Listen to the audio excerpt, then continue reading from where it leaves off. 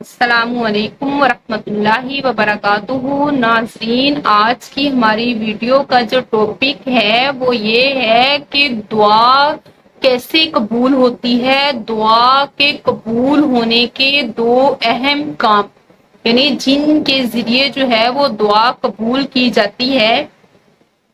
ایک یہ کہ ہر دعا کے خاتمہ پر جو ہے وہ آمین کہنا چاہیے۔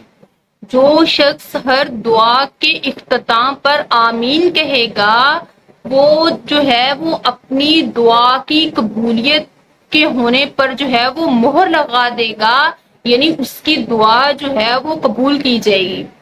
تو کہتے ہیں کہ ایک شخص بڑے الحاح سے جو ہے وہ اللہ تعالیٰ سے مانگ رہا تھا، تو آپ علیہ الصلوۃ والسلام اس کی دعا کو سننے کے لیے، یعنی اس کا گڑ گڑانا اور اس کا جو ہے وہ عاجزی سے مانگنا جو ہے وہ سن رہے تھے۔ تو آپ صلی اللہ علیہ وسلم نے فرمایا کہ اگر اس شخص نے دعا کا خاتمہ صحیح کیا اور اس پر جو ہے وہ مہر ٹھیک طریقے سے لگائی، تو پھر جو اس نے اب دعا میں مانگا ہے اس کے ہونے کا جو ہے وہ فیصلہ کروا لیا ہے۔